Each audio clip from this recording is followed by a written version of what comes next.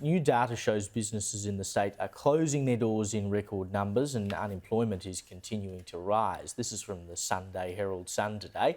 New data released this week showed a 48% annual increase in the number of businesses that either collapsed or had a financial controller appointed over the last financial year. A 48% increase. And of course, the spokesman for Jacinta Allen's Labor government said it was all a load of codswallop because more Victorians were working than when she took office. Well, yes, there are more Victorians than when she took office. Therefore, there are more Victorians in jobs because the Prime Minister keeps importing people. You can't point at numbers like that and expect us to take it seriously. But of course, independent economist Saul Eastlake warned, I'm sure, this is his quote, I'm sure there'll be a day of reckoning for the Victorian economy as a result of the mismanagement of state finances by the current government, just as there was in the early 1990s, but it hasn't happened yet.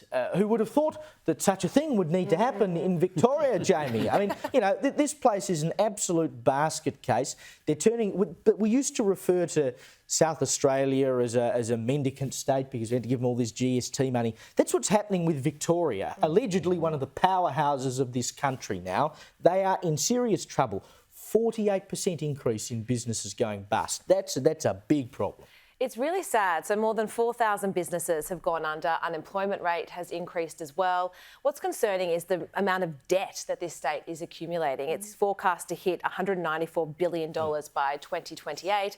They're paying daily interest rates of $21 million is their daily interest bill.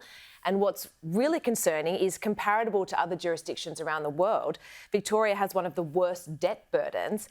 And you can just see this debt is what's weighing heavily on businesses. And so you need to be fixing this level of debt to be able to get that encouragement back so that businesses invest in that state. But there's no clear vision or path on how to move forward for here. And you look at all of the energy prices and wages and insurances and everything is just going up and up and up, and businesses just can't keep their doors open. And it's no surprises when you see how much debt this state is accumulating.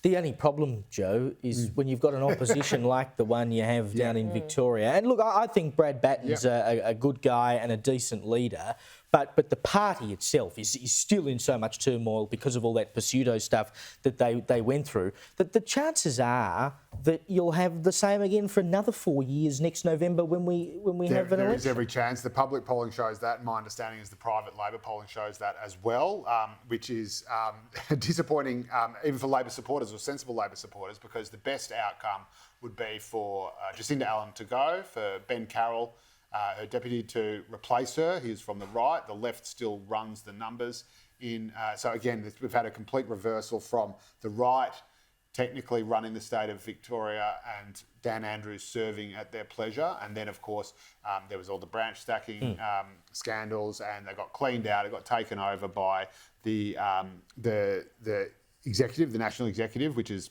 basically kind of split halfway, but sort of run by the left. And then you also had Dan Andrews very cannily being able to seduce ministers and MPs from the right faction to the left faction. So the caucus is now dominantly left as well. And that includes, to his eternal shame, Treasurer Tim Pallas, the former Treasurer Tim Pallas, who was the leading figure of the right and basically just sold out.